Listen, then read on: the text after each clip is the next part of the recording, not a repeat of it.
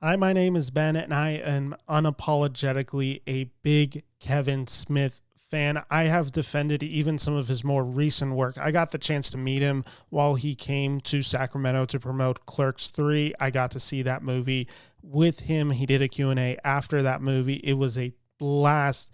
And thus, I was excited for the 4:30 movie, which is described as a coming of age film based probably a bit on Kevin Smith's life in the 1980s. It essentially revolves around teenage boys going to the movies and the main boy in this film asking out a girl and them making it to the 4:30 movie on time.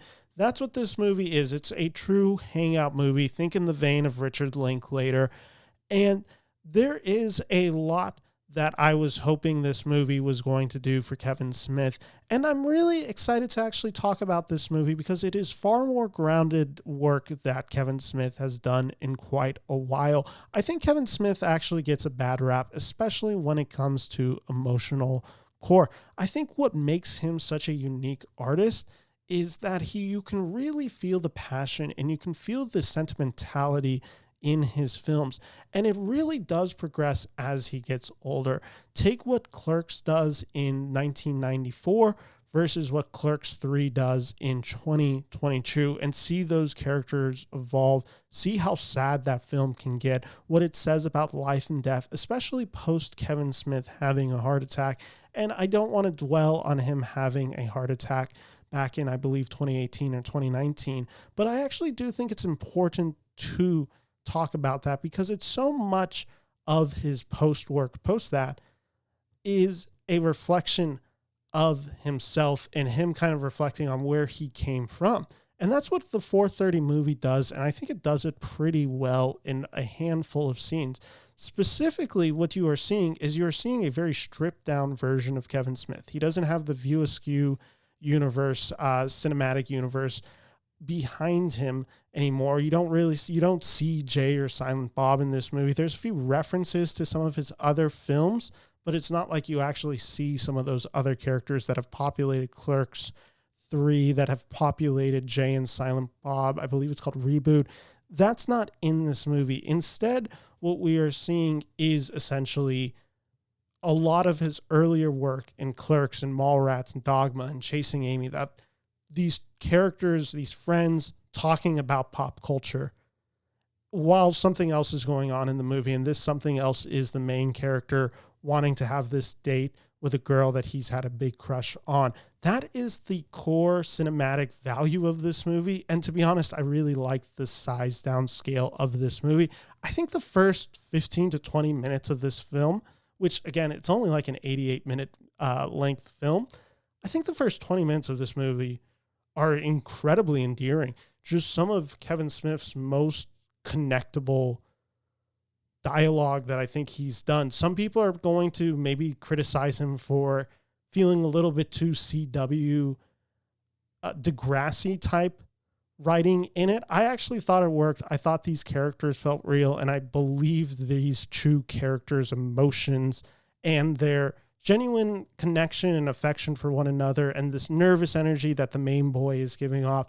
I think the main actress in this film, the love interest, if you will, is really well cast. I think she is super believable. You feel this chemistry that these two have.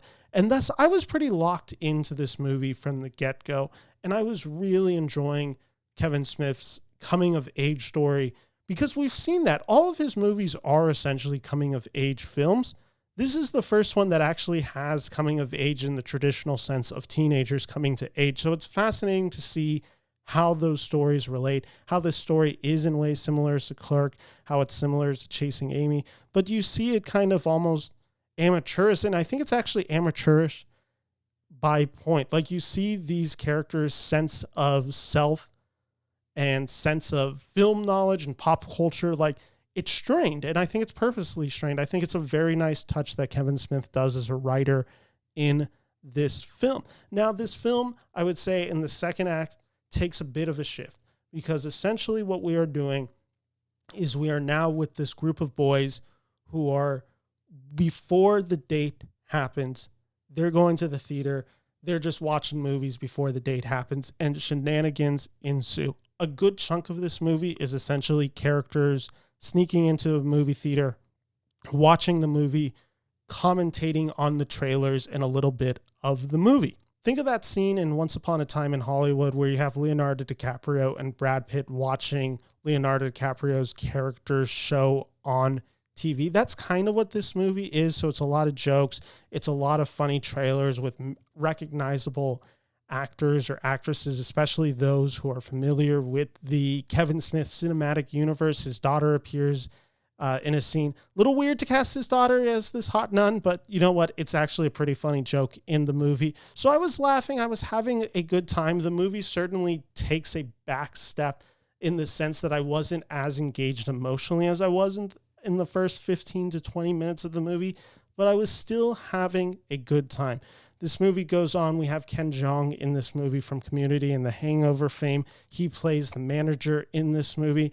I'm not always the biggest fan of Ken. He's pretty funny in this movie. I actually did have a few good laugh lines with him. This joke / sneaking behind his back, trying to do all this. He's a very mean manager. It started to wear on me.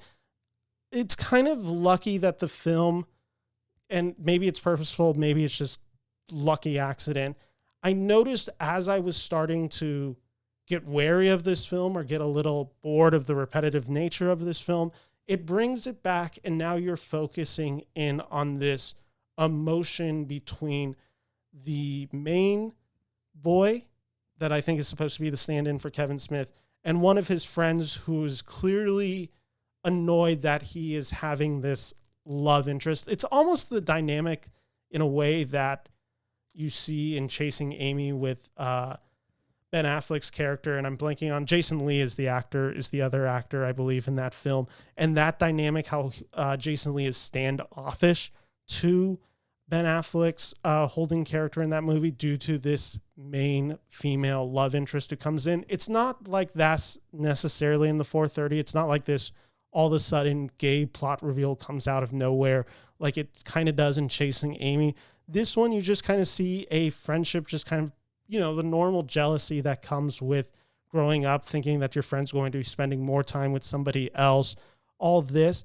And there is a real heart to those conversations. And I think what also works so well that Kevin Smith does really well in this movie, or whoever cast this film, the 4:30 movie, does very well, is what I loved about all four of these actors, the three boys and the one girl, is they're all basically the same age, and yet they all look vastly different, which is a very clever way of conveying puberty, explaining essentially that all of these people are the same age, which obviously I don't think the actors are all necessarily the same age, but they are all in the same stage of life, and yet they all look different. They all have different experience.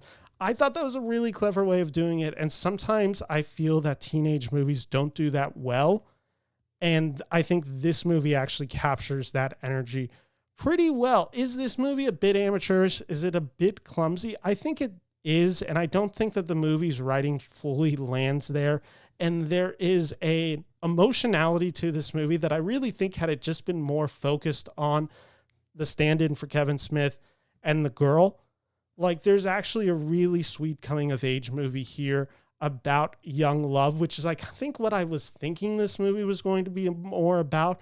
It is in the beginning and it is at the end. I just wanted more of that connective tissue in the middle, even though I liked what I saw in the middle. So overall, it's a small film. It's a fun film. I think for Kevin Smith fans, there will certainly be enjoyment of this movie. For anyone not familiar with Kevin Smith's work, I can't say that this is necessarily the place to get familiar. I would go to some of his earlier films like Chasing Amy, like Clerks, like Mallrats. But this movie certainly has its charm. And by the end of it, I was charmed with it, even if I wouldn't call it a necessarily great film. I enjoyed it for what it was. And for Kevin Smith, I think this continues to show something that I've seen in this director-writer, which he is not the one-trick pony that I think a lot of people paint him as. He has a talent, he has a unique voice, and I want to see him continuing to not only develop that voice, but to also just push himself to tell stories that maybe don't necessarily feel very Kevin Smith per se. So the 4:30 movie, I can recommend it. I'm giving it 3 out of 5 stars.